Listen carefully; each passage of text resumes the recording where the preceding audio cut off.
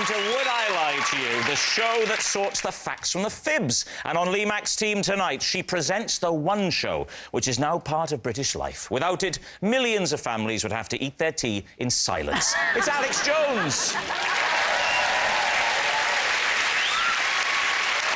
The presenter of the extremely popular daytime quiz show Pointless, whose fans will no doubt be tuning into this show tonight. So, a big welcome to students, the unemployed and the bedridden. It's Alexander Armstrong. And on David Mitchell's team tonight, well, 12 years ago, he was honoured with a Lifetime Achievement Award. He didn't take the hint. He's still here. It's Chris Tarrant. First light lunch, now the Great British Bake Off. Is there any meal she won't exploit for her own financial gain? Mel Giedroyc! And so we start with round one, Home Truths, where our panellists each read out a statement from the card in front of them. To make things harder, they've never seen the card before, so they've no idea what they'll be faced with. It's up to the opposing team to sort the fact from the fiction, and we'll start with Alex. Oh, here we go. I once lost Julian Lloyd Webber's cello because I was chatting up a parking attendant. Well, David and team. A lot of factors there. A lot of factors. Why were you in possession of Julian Lloyd Webber's cello? Because he had lent it to me. Why would he lend you his cello? Well, not exactly lend. I was kind of looking after it. Where were you, Alex? I was in Manchester. Right. Yeah. Was he playing? Was he doing a gig or something? He was doing, he was like with an orchestra, but he had his own solo part, so he played. I know an orchestra. They have an instrument each, don't they? Yeah, but David, he had a special part. Oh right, okay. Yeah. But for which he didn't need his cello. It was he asked you to hold the cello. This was before. And go and check on the parking scenario in the middle of the symphony. This was before the concert. Okay. So did you know him? I hadn't met him before. No. But what was the great attraction of the parking attendant? Very handsome, very fit. It was very hot. How did you tell him a big hat like that and his jacket up He there? didn't have a hat on. They were very modern parking attendants. Oh, he didn't have a hat on? I think we need to analyse this story chronologically. Right. Let's start again. Now, it is the day of the concert. Right. Yes. Dawn breaks. Right. Where are you and where is Julian Lloyd Webber? Julian Lloyd Webber and I are both in Manchester. When did you meet? In the car park. Sound like a true Welsh girl. No, the car park...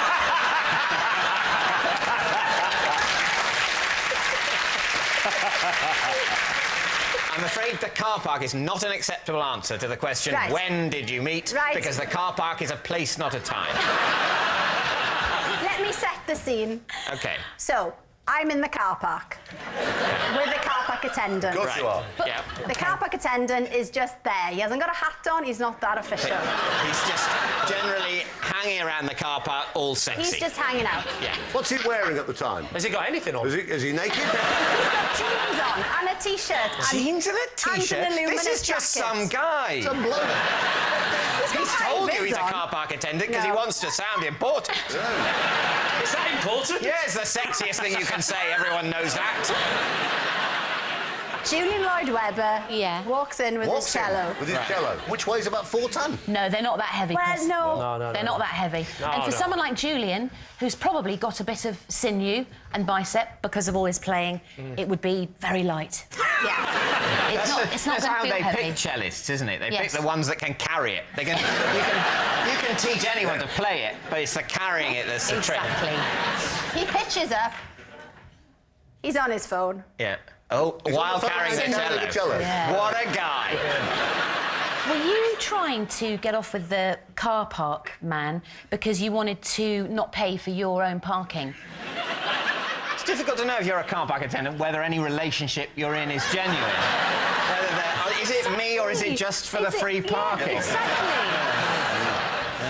Did he just hand the cello to you with a nod like that while he was on the understanding that you would know what he meant? No, he'd put it down on his side and then just went, What happens then? Yes, this is crucial. Then Julian comes off the phone, taps me on the shoulder. Where's my cello? I look round, cello gone. What? No! It was the car parking attendant. Who took the cello then? The cello Yeah? had made its way into the concert hall. Of course On it its has. own. The very best cellos can do that, can't they? Well, somebody has taken the cello, gone into the concert hall with the cello. Julian and me flummoxed. Flummoxed? So this is not an attempt to steal the cello. This is a do-gooder seeing an unattended cello and thinking, well, I can't leave that lying around. Someone could steal it. I'd better steal it. It was a good citizen who thought, that's worth millions. It's on its own. I'll take it in. Why were you at this concert? What was your ostensible role? I was a runner researcher. So I was working on a television programme that they were making. That's new information. You didn't say that. I'm suddenly Yeah, coming round to I know. Julian's point of view. I know. So what do you think, David? What are you going to say? It's utter nonsense. You think it's nonsense? I'm going to say she's lying. You both I'm think gonna she's say lying? She's lying, yeah. He's lying in Well, the... I certainly... I think it's true. Do you? But not enough to overrule. I haven't... Oh, don't say that, because now you... Well, no, it's very rarely that I overrule. At the moment, I believe in democracy. Yeah. But if it turns out you guys are wrong, I may lose my belief in democracy, and this could become a police state. So your answer is? We're going to say it's a lie. Saying it's a lie. Right. Alex Actually, Jones. no, we're going to say it's true. Sorry, police state Hey, come time. on. We're going to say it's true. Overruled. I like that. I like that. I find that arousing. Alex. Truth or lie? Rob, you should have to take the first answer on this programme. It's true. Yes, it's true. Alex did lose Julian Lloyd-Webber's cello because she was chatting up a parking attendant. Right, next up, it's Xander. I once prevented a burglar from breaking into my house by hiding behind the door and barking like two different dogs at him. David's team. First up, please do the two different dogs that you did. And say what the dogs were. OK, well, I doubt that Xander, in his state of panic, went, first I'll do a Yorkshire Terrier, then I'll do... No, not an Airedale, No. a Retriever. I can't do a retriever. I can't do a retriever. I've tried. No, what I tried to do... The effect I was going for was of scratching paint and doing... What I wanted to give an illusion of was weight. Weight and snuffling. So I went for... Has anyone got Scooby Snack? And dog two, the different dog. Maybe a smaller dog, the mastermind. One was this. No, the other one, I'm just worried about this, but it was... What? Did this frighten the Listen to this. burglar? Did he run off? Did he break into the house, Chris? No. You're crouching down behind a door. Yes. And a burglar is also coming through the door. Well, what was happening was the burglar was busy, was at the door trying to force his way in by shoulder barging. The door wasn't open, but he was trying to break the jam. So this was at night. And is your bed Yes, right this by is your... at night. Is your bed right by your front door? No, it's not. My bed is in my bedroom. Classic. Yeah. I thought because that's the last So you place thought, they'll look. hello, somebody's shoulder barging the front door. I was woken up by thunk, thunk on the door, and I was just thinking, what do I do? So did you hear he was barging away? Brum, brum. Yeah. Then you were then suddenly snuffling away at the making other straight side of the door. yeah. And then he what? And then what? He paused, did he? He paused, And then and then he went away. I think it weirded him out. Why didn't you do the noise of a scary dog? It sounded like a hamster. This is a very big hamster. That would Scary, actually, isn't it? Yeah, That's big actually very hamster. scary. But don't you have a burglar alarm, Xander? I never set a burglar alarm. Not on national television. OK, David, what are you going to say? Truth or lie? what do you think, Chris? I think it's so daft, and he's so daft. And it's such a ridiculous vision. I think it's almost certainly true. Mel? I'm the yin to your yang. Are you really? I'm saying it's a lie, a big fat one. I want you to override me again, David. No, I want you to override me. sorry, if I do that again, it won't be special. I just don't think a burglar would try and shoulder barge the front door. Okay. I think a murderer might try and shoulder barge the front door. So therefore, your answer is Lie. lie. OK. Xander, was that the truth or was it in fact a lie? Well, I'm sorry to tell you, it is in fact a lie. Yes, it's a lie. Xander didn't prevent a burglar from breaking into his house by barking like two different dogs. I mean, of course, it's a lie. When burglars break into Xander's property, they still have to walk up the path, swim the moat and slay the dragon before getting to the front drawbridge. So, at the end of that round, David's team are in the lead by 2 points to 0. Our next round is called This Is My, where we bring on a mystery guest who has a close connection to one of our panellists. Now, this week, each of David's team will claim it's them that has the genuine connection to the guest. And it's up to Lee's team to spot who's telling the truth. So please welcome this week's special guest, Sid.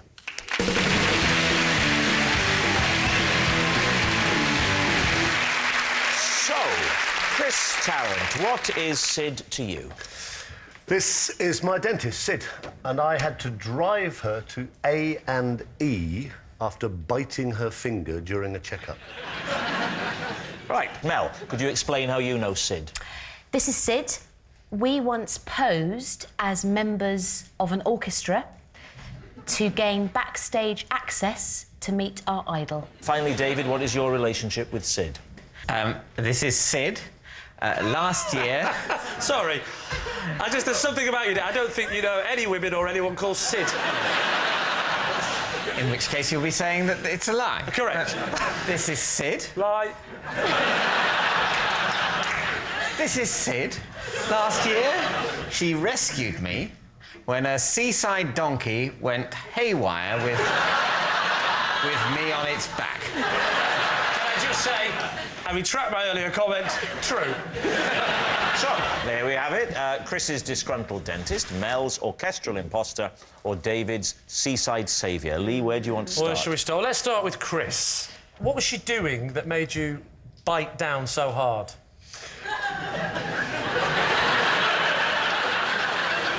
She's actually a very accomplished dentist. Her real name is Sydney Matthews. She is the junior partner in a company called Matthews and Priddy in Weybridge in Surrey. Whoa. Who are Sorry, top her real name is dentists. Sydney. Sydney. Sydney? Girl's name, Sydney. I couldn't understand what he was saying, but now someone shouted it really loudly in Welsh. It's a lot clearer. So, sorry, Chris, say it again. I fixed up to go and have a temporary crown taken out and put the proper one in. Oh, yeah. Coronation, was it? No. You're getting above yourself, Tarrant. So she starts doing this little bit of drilling, and of course you've got so much glue in your mouth. I'm going, it really hurts, I want to unaffect it. And she says, what? At which point I bit her finger, in fact 2 fingers, really quite badly. And she is pouring blood. And does Sid treated you since? No, but she's due to in about 3 months, so I'm trying to be quite nice to her. All right, do you want to move on to another suspect? David, what did it do, the donkey? It ran suddenly in one direction with me on its back. No. Yes. Where were you? I bet he I says was on the- Blackpool.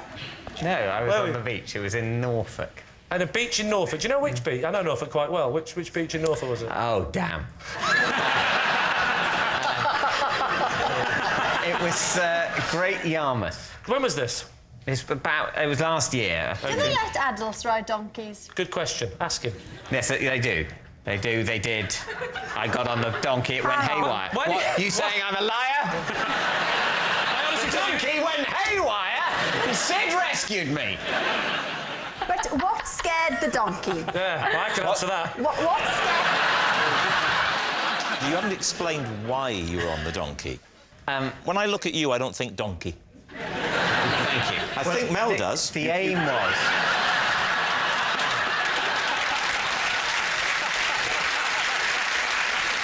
One child of some friends of mine wanted to have a donkey ride and then sort of was a bit nervous of the donkey ride. And I said, well, I'd have a donkey ride to sort of demonstrate that it was, you know, fine and safe. Oh, so it was a and that the disaster donkey- It was a disaster. Yeah. It was an absolutely disaster. A very, very sad day. Did you have to pay for the ride? I think so, yeah. Do you remember roughly what that was? I think roughly about £1,000. Might have been less than £1,000. Certainly not a million. Would it be not fair a to say- million pounds. And it wasn't like 4p. David, how did Sid rescue you? She had a geographical advantage on the donkey because I don't think I'm being rude to Sid to say that she probably couldn't have matched this crazed beast for speed. She was over where the donkey was headed, sort of near there, and was able to intercept and grab the bit of string that's attached to a donkey's face. It's like having Zara Phillips with us, isn't it? Yeah. It really is. Literally never seen a donkey in your life. Right, what about Mel, then? Just remind us again of your story. This is Sid. Yeah? And we once posed as members of an orchestra Yeah. to meet our idol. Right. Who's the idol, just for fun? Leslie Judd, the ex-Blue Peter presenter. Don't need to tell me who Leslie Judd is. So does Leslie Judd also play in an orchestra?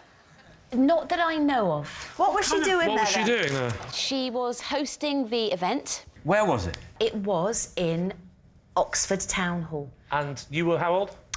16. You say you posed as orchestra members. How did you go and buy an instrument? We borrowed from a friend, funnily enough, a cello case. Well, that's all you'd need, because one of you gets in it. Yeah. So hang on, when you were 16, I'm just thinking this through. Leslie Judd, as we all know, is a Blue Peter presenter back in the glorious The heyday Fab Four. of The Fab Blue Four. Peter. Exactly. Noakes, Purvis, Singleton, Judd. When Yeah. grown-ups used to... Yeah. When grown-ups used to host Exactly. Blue Peter. Yeah. Great times. Did it work? We got past security. I'm not sure about this security business, to be honest with you. I can imagine a Oxford meeting. Town Hall. Oxford Town Hall, where they're going, here we go on next week. Leslie Judd is hosting an orchestra. We're going to need some security. Did she sign anything for you? She did, yep. I had a Blue Peter annual. Yeah. I think Leslie was in circus gear on the front. I've got that one. Oh, that's All right, we need an answer, so what are you going to say? I think it's Chris. You think Chris Because bit a lady? Sid, more importantly, Yeah. looks like she could be a very good dentist. No, you see, I have to disagree. I disagree. If we're going by looks alone, I'd say she's more likely to have manhandled a donkey. Well, we can't just go by looks, can we? I think she looks like a really lovely friend of Mel's. We need an answer, so... Alex thinks it's Chris. Chris. Are you sticking with that? Are you- I'm sticking 100%. And Lee, decision. presumably, you think me? Despite my real gut reaction that it's David, I would say, of the two, we will go with Mel. Ah. Or will we go with Chris? Split the difference. Me!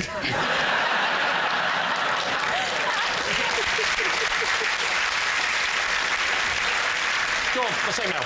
You're saying Mel. OK, so, Sid, would you like to reveal your true identity? My name is Sid, and Mel and I posed as members of an orchestra in order to meet our idol. Yes, Sid and Mel did once pose as members of an orchestra in order to get backstage and meet Leslie Judd. Thank you very much, Sid. Which brings us to our final round, Quick-Fire Lies, in which our panellists lie not only through their teeth, but against the clock. We will start with... It's Lee. I can always remember all my ex-girlfriends' names and the order in which I went out with them because their initials happen to make the acronym Bermuda. OK, off we go. Bermuda. B. What? B. B. Will you please give me the names of all your ex-girlfriends and make the acronym Bermuda as quickly as possible, please? OK. Brenda. Brenda. Superb. Brenda is still as popular a name as ever. E. Sorry? Ethel? I'm helping you. What's the next one? Ethel. E. Is it Ethel? No, it's not Ethel. Enid. No, it's not Enid. Have another guess. Erin.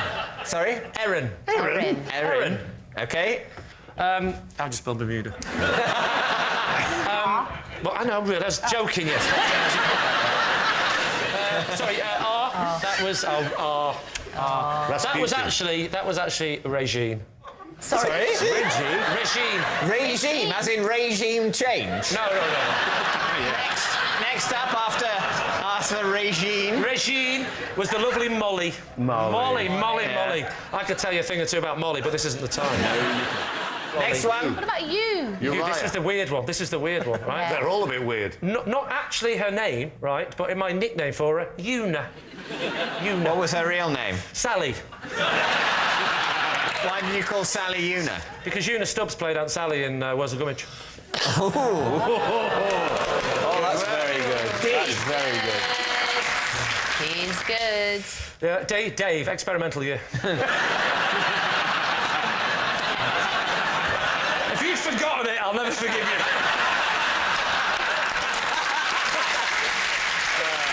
Happy days, Dave. Happy days.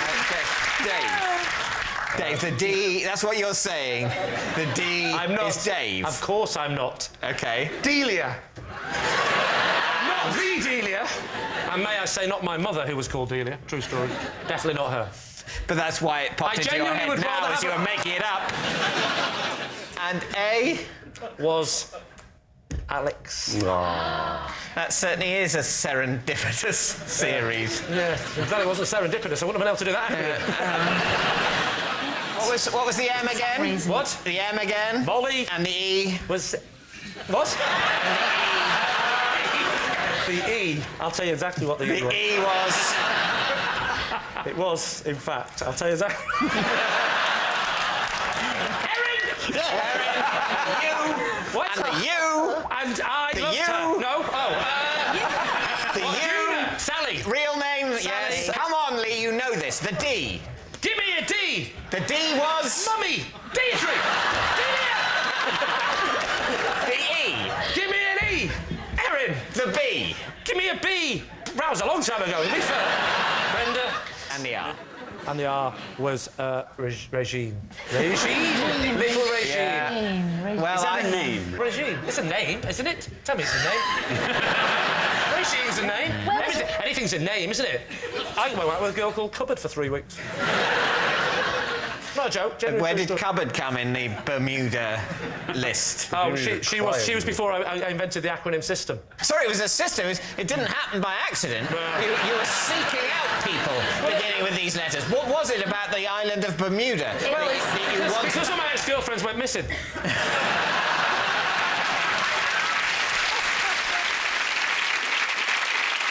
So what do you think, David? What does your team think? I think it's a lie. Would he go with somebody called Brenda?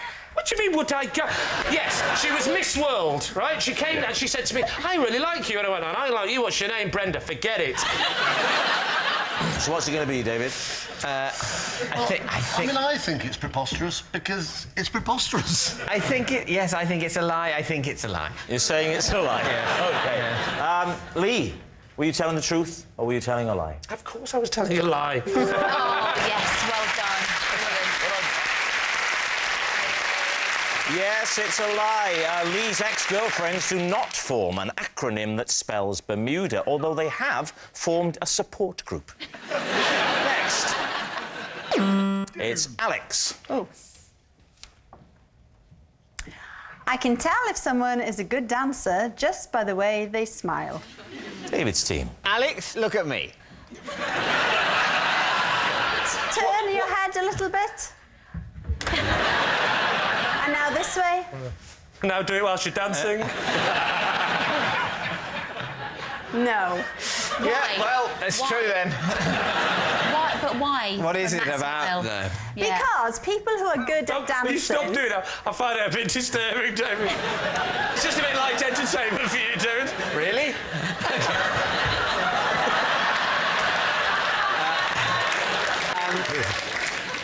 What is it? Yeah, what it's about? Yeah, what do you look for? Well, people who are good at dancing will look naturally smug. What are you saying? Now, you're putting on a smug face. No, he's not. And people who are good at dancing have shorter teeth than you.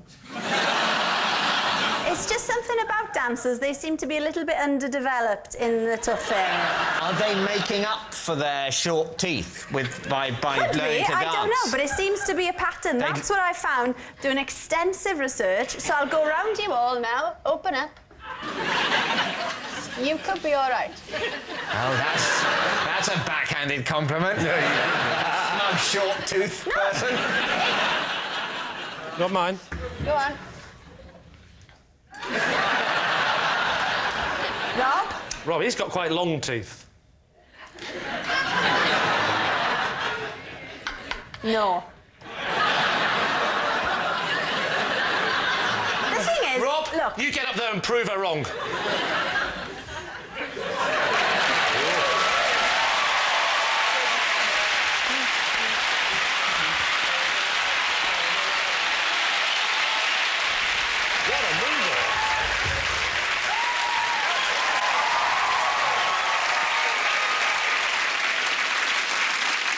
I just want to say, Rob, I've got a lot of respect for your commitment to the show. Yeah. I mean, I'm no Bruno or Len. I'm no Bruno or Len. Hasn't she got a Hang on, stupid you're voice? now taking them.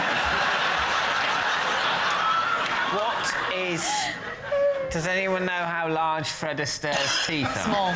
Small. Didn't have any, just gums. He had little, tiny little... Like that, no. Tiny. Just tiny. Putting on a top hat, dusting up a white tie, So what are you going to say, David? Mel, do you think it's true? I think it's the sort of claim that Ms Jones would make. It's not scientifically proven. Oh, you don't say. Yes. I think it is the sort of thing she'd She's claimed it. She's not saying it is. No. Yeah. Do you think it's the truth? The truth. The truth. I think we think it's true. You think it's true? Yes. Alex Jones, was it the truth, or were you telling a lie? Don't be so ridiculous. It's a lie! Yes, it was a lie. Alex can't tell if someone is a good dancer by the way they smile. All that noise signals time's up. It's the end of the show. I can reveal that David's team has won by 3 points to 2.